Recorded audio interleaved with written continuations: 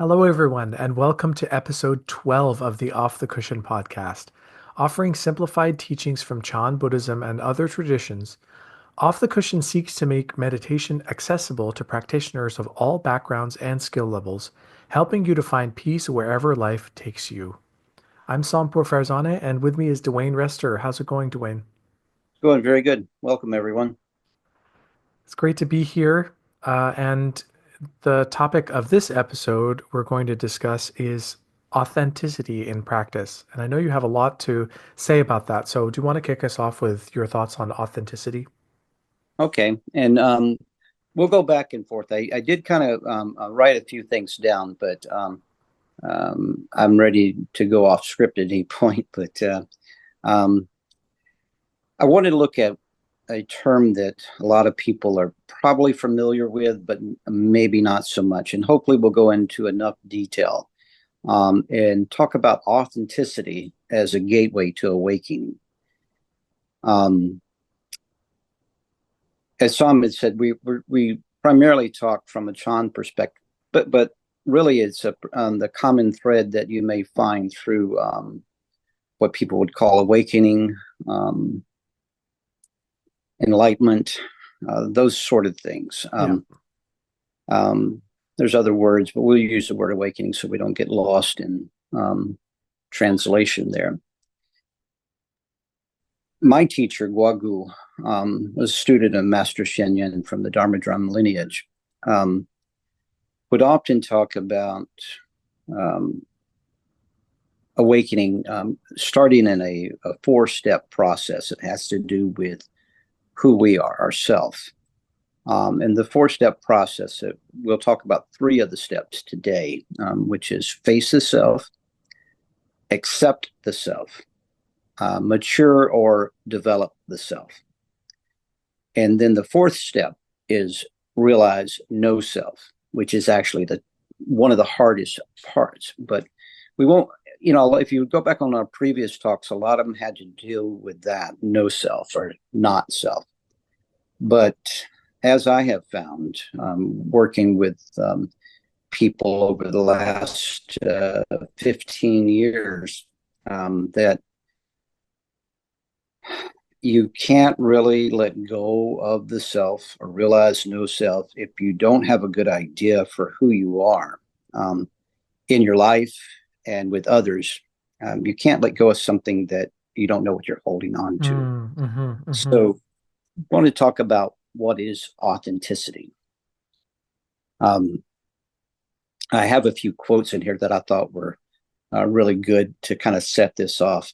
And one of the as far as facing this up, this is beginning to who am I, definitively. Can I put myself in a box?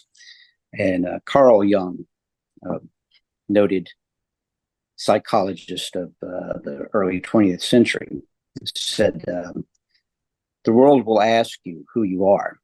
And if you don't know, the world will tell you. Mm, that's great. Yeah. And, what are some of the ways that can kind of follow into a person's life? Hmm. Um, as young people growing up, perhaps we will begin to, I don't know what I'm going to do for a job, I don't know if I want to go to school. Oh, I'm going to go to school because, I'm going to do this job that my mom and dad both did. They were both architects, let's say, or whatever. And so I think I'm going to do that. Um, and so people just find a job path because we've been taught in our society, as Carl Jung would say, the world will tell you. Well, what does that mean? Is you got to have really good grades. You've got to go to college. You've got to get this job right here and have doctor before your name or whatever it is. And nothing against that, but people fall into that track Totally. and they may actually run a family and a career and they're 60 years old and they're like, what did I just do for the last Yeah. 40 years? Yep. I missed it. And we're thrown into paths like that because we really never did face truly who we are. And we were going to get into that. But we do that oftentimes out of fear of not knowing what to do. And so we just follow that path, and maybe it'll work out, and I'll get the house and the car and everything else out. Um, One of my favorite philosophers, J.D. Krishnamurti, as a quote I pulled out from him, is one of the major causes of fear is that we don't want to face ourselves as we are. Hmm. We don't, Hmm. and so you mean use that word, face yourself. Interesting. Interesting.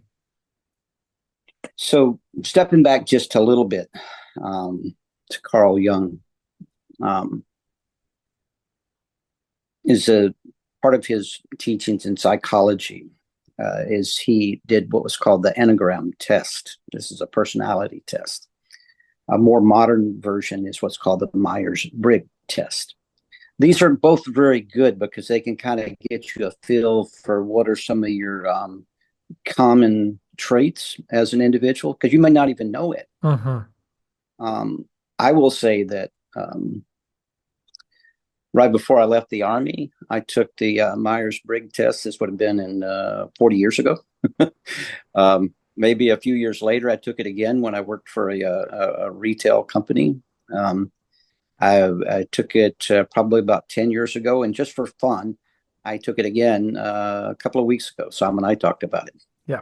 And interestingly enough, despite my maturity and everything else, every single time I came back with the same descriptor, which So I thought funny.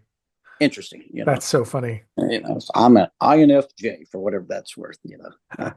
It's got different names too. But this is not important. But it when I go back and and you have to answer those questions honestly, which is again going back to that quote. We don't want to face ourselves. We're afraid of what might be show up. Maybe we'll get rejected by society, or we'll be embarrassed, or we don't really want that. No, but you have to be honest in this facing yourself, learning who you are. Wow. Yeah, there's a lot of depth there. Perhaps you can even ask, well, what do you think I'm good at? If you have a good relationship, say you're a young person growing up, and maybe you ask your mom and dad if you have a good relationship with them. Or later in life, it's like, I've been doing this job, but I really this isn't doesn't it doesn't fit, and we'll talk about that a little bit. And so you ask your significant other, what do you think I really ought to do? Because I know I'm doing this, and it's promising and all that, but it just feels dead to me. That's facing yourself. So Interesting. I don't want to go too deep into that, except because there's a couple other things that I really want to dig into. But let's say you've kind of got an idea of who you are. And then we're going to talk about what it means to accept the self. And when we talk about accepting yourself as you are, after you face yourself, this is who I am. That means who you are consciously, subconsciously, and also in your action, the actions you take through body and speech. It also means that these actions, that you take responsibility for your actions. No matter what happens to us in the world, we are autonomous beings. We can make decisions on how we're going to react. The situations can be terrible, they can be great, they can be whatever, but nobody is going to dictate your actions. Your actions are your own. You are the sum of the choices that you make. And so that's part of accepting yourself. Mm. Knowing who you are, identifying yourself by your core beliefs, not necessarily other people's beliefs, not necessarily, well, I'm on this team or I'm in this group and I just follow along. That's neither facing the self nor accepting the self. Right, That's right. following along. Um, uh, Krishnamurti, and another little quote, the basis of illusion is identification. Identifying yourself through like a group or your teacher or other people or your guru. this is what I do. I'm on this team, and you're identifying yourself outside the realms of you. That's you can be in a group, but if you identify yourself as that group, that's not you. That's not you have not yet faced yourself. You have not Mm, yet accepted yourself. right. Um, so you're still trying to dig in. Well, I'm not there yet. I don't understand. Master Shinyan, a beautiful quote that we quote often, among some other things that we say. They're called the um, I forgot what the title of it. It was something we read before every board meeting. But one of the things in there is like, don't compare yourself to others, or measure who has more or less. Mm, You do beautiful. those things, you're identifying again outside of yourself. Beautiful. So before I go into mature or develop the self, do you want to have anything you wanted to say, Sam, about facing the self or accepting the self, or a question or anything like that? Well, the thing that comes to mind with what you're describing is how important it is to have a good balance between who you are and who you want to be, or who Mm-hmm. you're predisposed to be, perhaps. At least in Buddhism, we discuss a lot about grasping and rejecting. What do I want? Yeah. What do I not want? And so we have a scenario. Let's say someone has gone through that same process that you're describing. Their parents are lawyers, so they decide to be a lawyer, and they're either not well suited for it, or it just doesn't elicit any emotion for them, or they don't enjoy it anymore. There's a balance there between grasping, saying, I I don't like who I am, which is itself is a rejection, or I don't like what I'm doing, and I need to do something else so that I can be happy. Um, there's a balance between that and rejecting and saying, um, I'm not like I don't know, maybe I'd rather be a soccer coach than a lawyer, and saying rejecting and saying, well, I'm not going to do that because I'm too comfortable in this fashion, or what I'm doing, or I'm not good enough to do that, or uh, I don't have the means to make that sort of change. And so the person is kind of like caught in a limbo between grasping and rejecting, not like wanting to make a change, but not being willing to make a change. And both those things are reinforcement of um, sort of like reinforcement of a self, but not in the way that I think you're positioning it here, where we want to understand ourselves and who we are, what we're good at, where we're coming from, where we think we can contribute the best, what are we predisposed to be well at, to be a good contributor at. Like I think that's a really good understanding of the self, but being caught in this limbo of either not knowing who oneself is, or either grasping or rejecting changes uh, to that identity. In this case, like changing from a lawyer, because like if you've been a lawyer for 10 years, it's pretty hard to even convince yourself to move out of that, right? You're comfortable, you have a Right. payroll, you identify with that even if you don't like it. Your friends identify it with, your families identify with it, and maybe are proud of you. So there are all these different stipulations. But if we're not honest with ourselves about what am I good at? What am I not what I'm meant to do, but more like what am I predisposed to do? What what are the skills that I have that can contribute well, that also bring me and others joy? Um, that sort of hinges on the ability to be real with ourselves and not say like I'm a bad person because I'm a lawyer, or I'll never be better than what I am right now, but also saying this is where I am right now, and I still, can um, uh, provide for my family, or um, do a deep dive on what's good for me, rather than just kind of coasting on what I've always done or what I'm expected to do. Um, that's a slippery slope, but I think you're kind of pointing to a fine balance between them.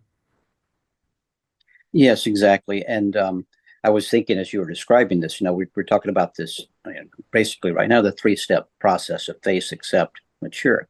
Now, within maturing the self or developing the self, you may find that everything I've done up to this point isn't isn't leading me. It is not to my true self. It really Yeah. isn't. So that is part of developing. You kind of then you just start over the loop there, and so it is.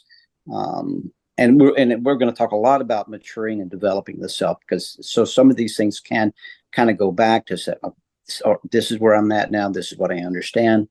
Now, keep in mind for all the folks that are listening to this is we're that might be troubles like, why are you talking about developing the self? You're supposed to drop the self.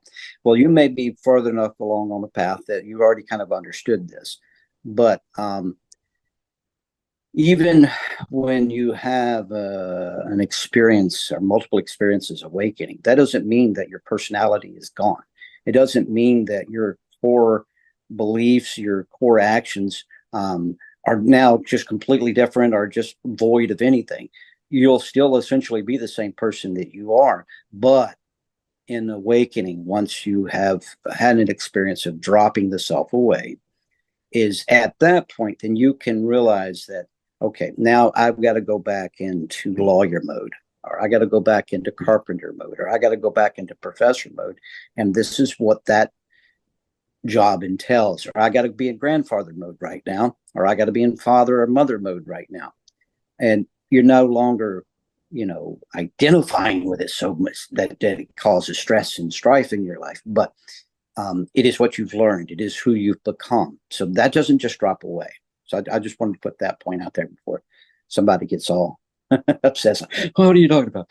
We're not supposed to develop Well, this. actually, it's a really good point because there's an element of spiritual bypassing there as well, a potential Mm-hmm. element of spiritual bypassing where someone's like, I don't need to know who I myself is because we're all interconnected and I just want to be awakened and forget the rest of it.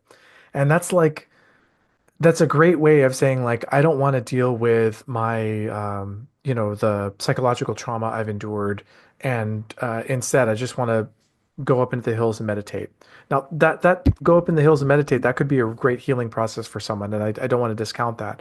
But there's a manner in which we might be predisposed to remove ourselves from the functions that we occupy, so that we feel better about our practice. And that's certainly not what this four-step process is about. The four-step process is about recognizing the roles that we play in society, the roles that we play as family members, as parents, as children, as siblings, whoever, and being able to enter that space without attachment, to be able Exactly. to contribute to society without being attached to that contribution, to be able to better identify where there's a need and where we can serve in that need without focusing so much on the optics of like, oh, what will it look like if I'm a soccer coach instead of a lawyer, right? It's like, no, Right. I make a better soccer coach, and maybe I'll be make a lot of people happy by doing that, or contribute in a different way. Um, rather than making people miserable because I'm not a good lawyer. We have to Right. think more globally about who we are so that we can be better contributors rather than just bypassing the whole thing and saying like, no, I just want to be awakened. I'm going to go meditate on a hillside somewhere. Right. And I think this kind of segues nicely into where I wanted to go next, which is in um, developing the self, maturing the self. And one of the key parts in this is being able to be vulnerable. I'm sorry. Vulnerability is authenticity. You can't be a genuine person if you're going to ignore who you feel inside. Um, Another one of my favorite people, Rumi.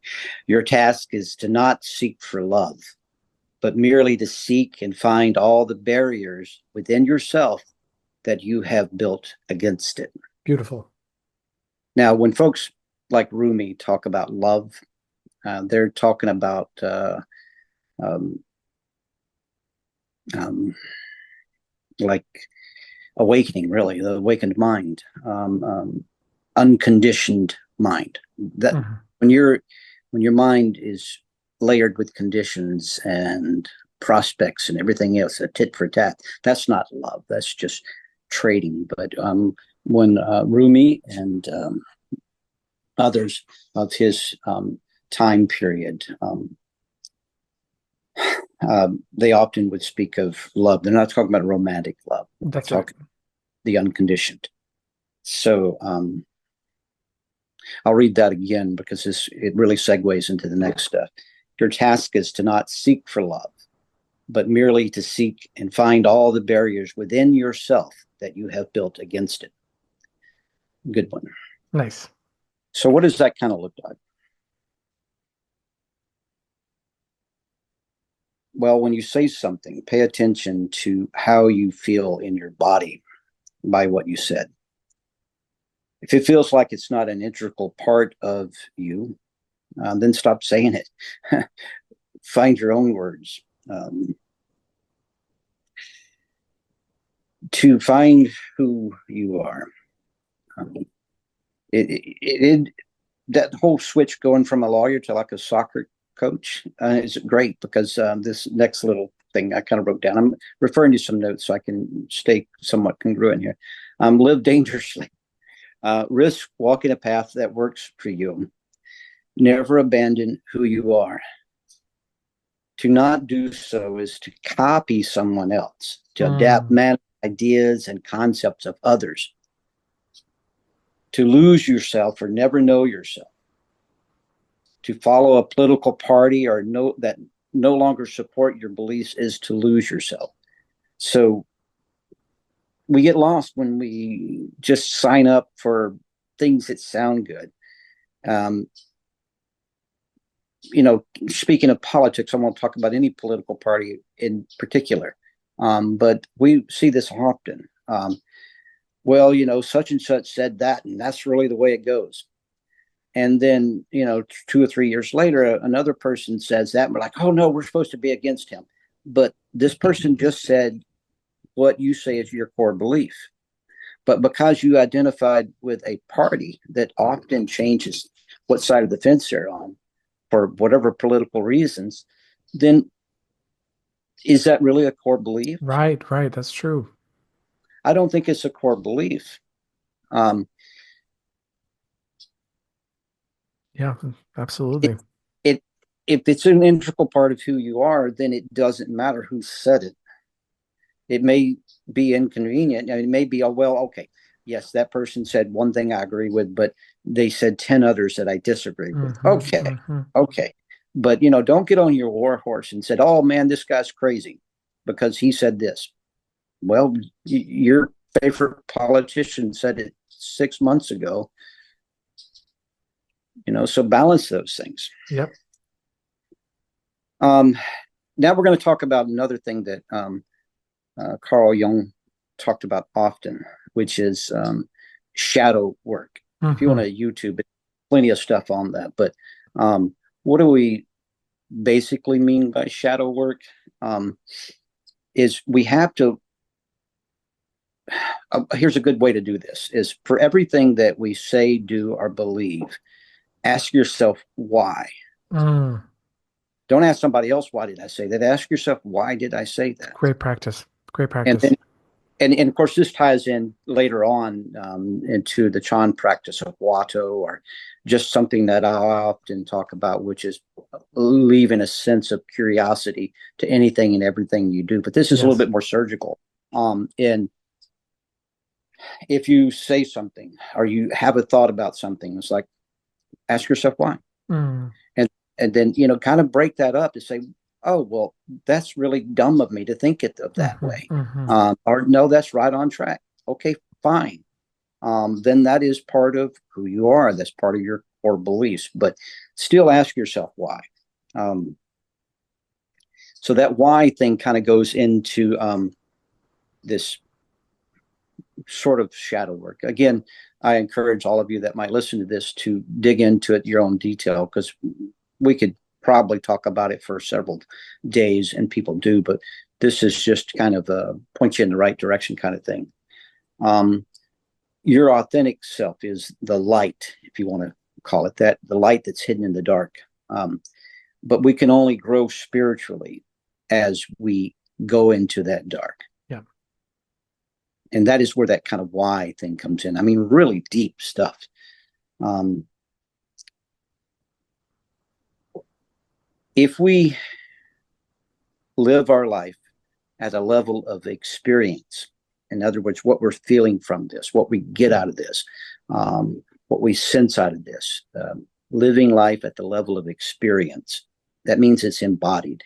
We kind of take it out of our mental framework.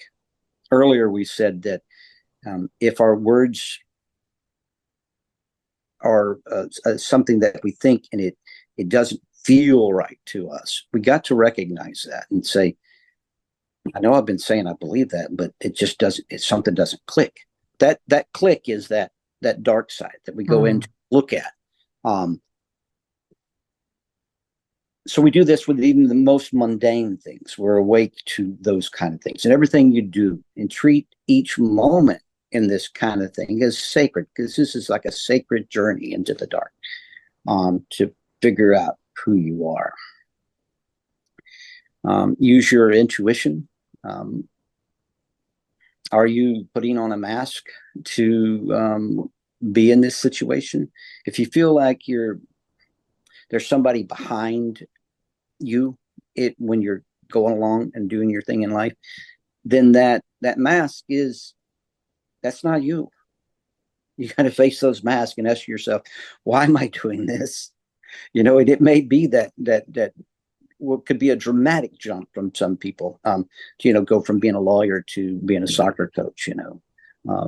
I had a fairly promising career in retail, but it felt to me like that my skills were being taken advantage of this corporation that I worked for after I got out of the Army. And I got to a point I said, nope, that is not going to happen. I'm going to open my own. Right. And I did that for 25 years. And that way, I could do things in the manner that I wanted to do them, and to the way I believed in them. Because there were many things that I had to do for this corporation that I didn't think were ethically correct. Okay. And yeah, so sometimes you have to take that step and say, I'm not putting on that badge or that mask for you. I'm not doing that, because I felt uncomfortable, felt off. Right. But again, going back to some folks that I talked to sometime, and they're really struggling with Buddhism or Chan. And the meditation seems to work, and they find a peaceful, blissful thing. But that's not what Zen is for. This is really to dive in deep, to let go of those attachments that cause us stress and strife in life. I'm after thinking about it for some time, and this is why I really wanted to kind of do this talk about really facing, accepting, and developing the self. Because again, a person cannot let go of something that they don't even know what they're holding on to, and that's themselves. They don't know who they are. And it's not a good step to think, well, yeah, I really released all that on that retreat, and then 3 days later, when they're back at work, they're back into the grind, and they're just, something doesn't feel right. Well, it's because they never really faced who they are. Right. And again, this is this kind of cycle until you really finally kind of narrow into what it is that you want to do. We are in a society of capitalism. We do have to perform certain things in order to make money, to buy groceries and live in a house. So there are things that we have to do, but you can find a path in life that works for you. That you're congruent, that everything feels right to you, that your words and your words match your actions, your beliefs follow along what you're supposed to do, and there's some congruency. That's all good. Don't try to be something that you are not. Some you've often used the description of like peeling away the layers of an onion, and to getting down to eventually there's nothing there. But this is one of the ways that we face ourselves. We keep peeling away those layers. And we will, at some point, we might find some congruency, but eventually we do find that all of these are identifications. But at least if we're going to identify with something, let's identify with something that feels our what is called our true self, not our true nature, but our true self. Um, the dark night of the soul is to kind of strip away all that is not you, to unmask. That that thing called the dark night of the soul, or what are some of the other words that people have used for it? I can't really remember, but um, you might experience something like that um, in a long retreat or on a deep meditation where you've gotten to a point where you just no, I'm I've done all this stuff, but the suffering is still there. You've identified who you are, but it's still not working because we've attached to it. But um, I don't want to go into that just yet because that's we'll talk about that one day when we talk about the Wato experience or deep retreat experience. Um, what are some other things? We can only be authentic to the degree that of how we can only be authentic to the degree that we know who we ourselves. Be genuine. Don't tell people what we think they want to hear. Speak in your own words. You know, we are unique by nature. Um, this is why some of these personality tests are important. That in the like the Myers Briggs, I think there's 16 personality types. The Enneagram, I think there's 9 types. And all of those are just kind of basic references, but we're still unique people. Um, our value is not measured by society, but what is measured by yourself. You could dare to stand alone. You don't have to be what your mom was or your dad was or your favorite professor was. If you're copying those people because you don't know any better or it seems safe, it's going to be, you're adding a little bit more stress to your life. It is important to really go down this road to find out who you are. In Chan, we often talk about um, how things feel. I'll end with this last part and then we can talk about it a little bit more. Start by being grounded in the body, then go to the manager part of your brain. So you have our thinking part of our brain, and we have our body. And those two things, when those things are in balance, then you know that if it feels in your body right, it feels congruent, then you're doing what you need to do. Um, um, Nonverbal. I guess this nonverbal to verbal kind of thing is when you feel meshed. What you're doing, what you're saying, what you're thinking, your actions are in congruence to your body and your mind. That is when you have come close to finding an authentic life or being an authentic person. Mm. Um, the next step, of course, in Chan is to realize no self. And I don't want to talk about that today. I just want to talk about, a level of authenticity to understand who you are before you think about that you're going to go on a retreat and suddenly be a Zen master. Be a little bit early. That's great. Thank you very much, Dwayne. Um, there's a lot to dig in there, but I kind of take a different approach when thinking about authenticity. So Please. I'll try not to overload our listeners with like so much information that may feel like it's from left field. But the place that I think about with authenticity, and this forgive me that this comes from a more sort of like academic Okay. uh, angle that may not feel immediately applicable, but we'll get there. is this constant interplay between authenticity and authority. Oh, And the authenticity that I'm speaking about is different but related to the authenticity that you're bringing to the table, which I think is really useful from a practitioner perspective. And everybody should think about these 3 or 4 steps as you've mentioned them.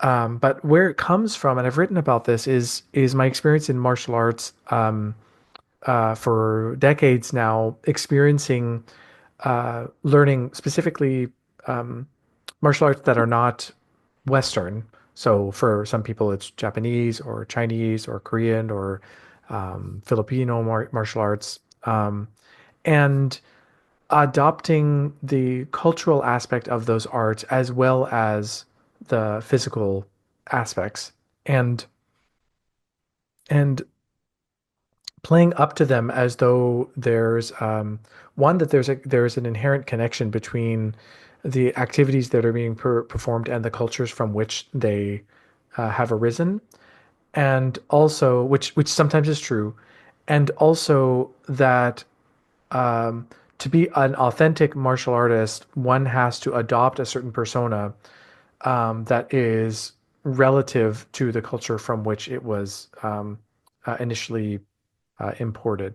Now, this is a really fraught space, and there's no good answer for any of this. I would just say that I used to run in circles where we were doing Japanese martial arts and would want to like adopt all like this whole feudal Japanese sort of persona about what we were doing that we somehow equated to Zen. And this is the piece that I've written about, that we somehow equated to Zen, and felt that it made us authentic martial artists by learning a little bit of Japanese, kind of acting, I want to say acting Japanese, but acting in the way that we thought was close to traditional historical Japanese, like samurai or other feudal Japanese warriors, without understanding the history, the cultural context, the language, what contemporary Japanese people might think, the ways in which we might be culturally appropriating aspects of traditions inappropriately, the ways that we were conveying Buddhism incorrectly, like all of these different things. And what at the end of the day, what one might be doing is trying to aspire to some authentic version of religion or of martial arts or of soccer practice or whatever they're doing. But in a way, what they're doing is inauthentic. agreed. It as a Chan practitioner, if what makes this might be a very controversial opinion, I'm sorry. If what makes me a Chan practitioner is that I wear the robes, I'm not doing Chan correctly.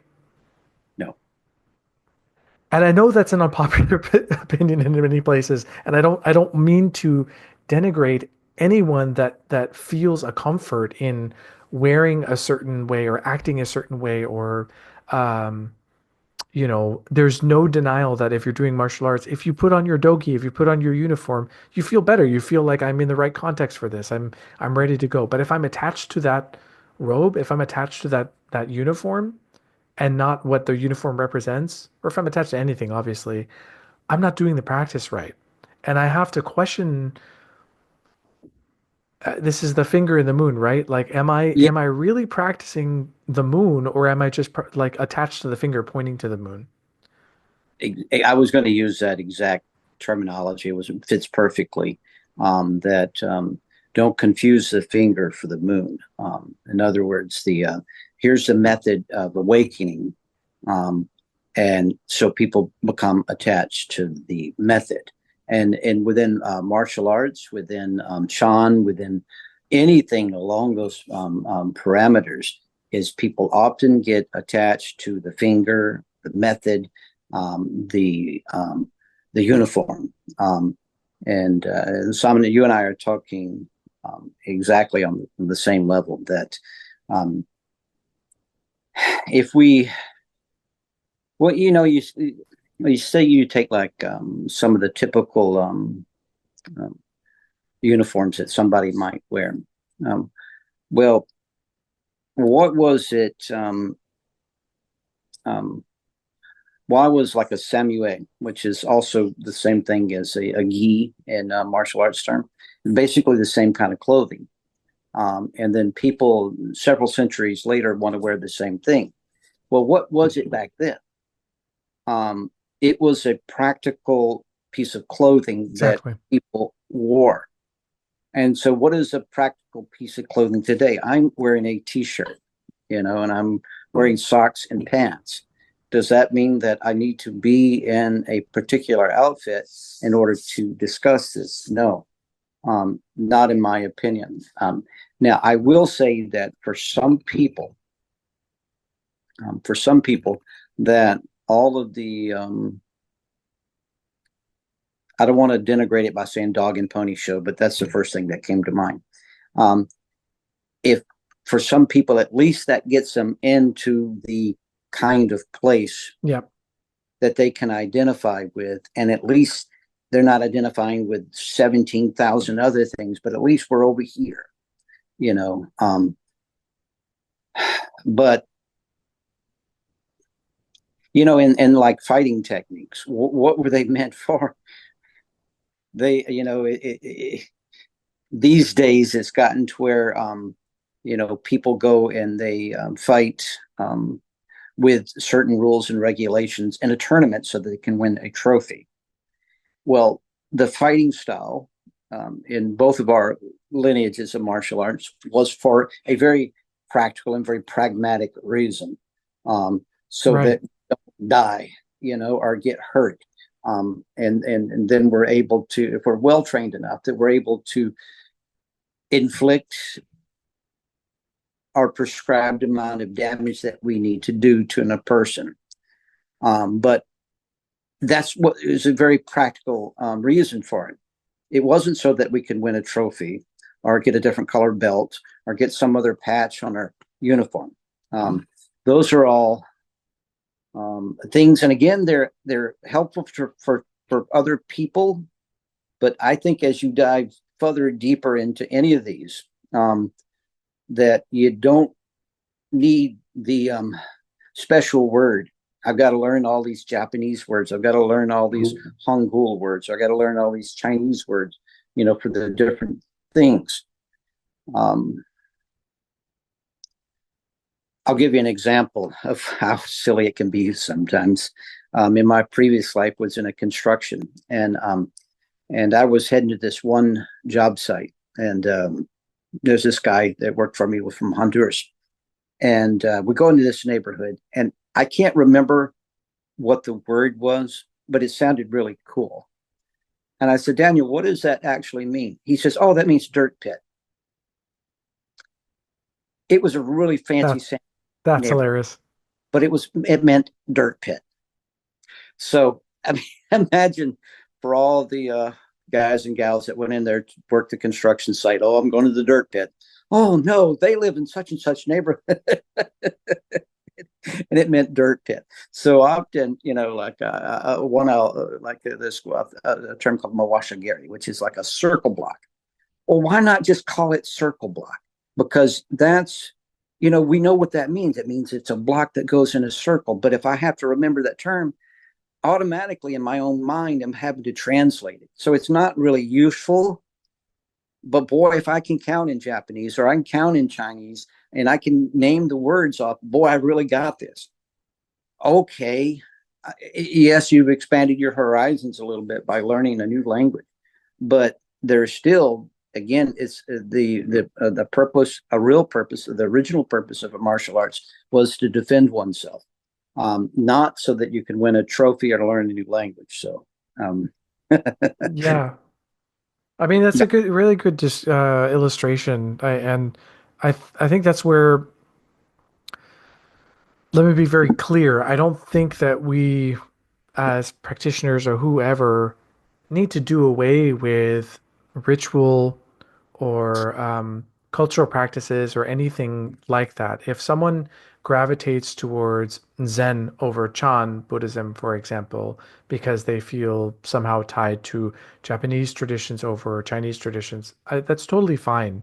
And if one sees value in reciting, let's say, sutras in Chinese rather than in Sanskrit or in English, that's totally fine. Different things resonate with different people, and in some traditions, it's encouraged. Like in Islamic traditions, for example, it's encouraged to recite the Quran in its original Arabic, and that's part of the tradition. So one does that, and that's fine. The critical component here with authenticity that I mentioned earlier is tied to authority. Is that we ascribe authority to different things and different people based on how our relationships with those people.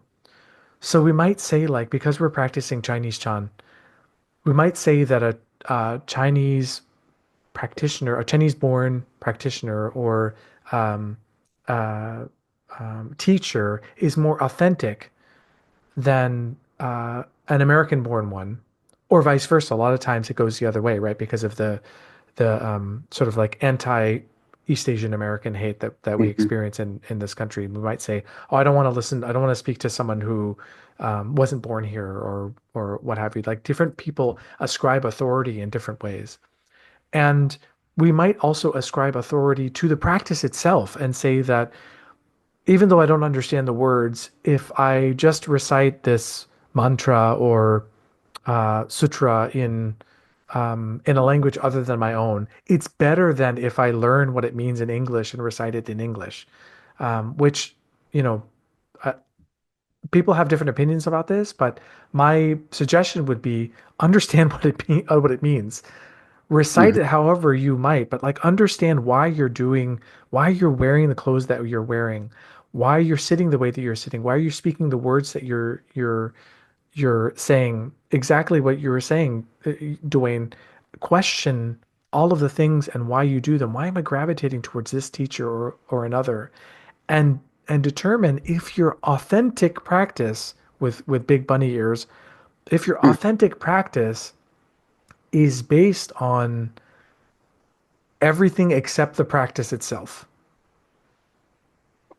Is it all about the ritual of going to the space, sitting down, reciting mantras, dressing a certain way, acting a certain way, and kind of like skipping over the part where I have to work on myself, do my meditation practice, encounter the self, embrace the self, mature the self, and so forth? Or is it flipped? Is it that the number one practice is the method, is sticking with the practice itself?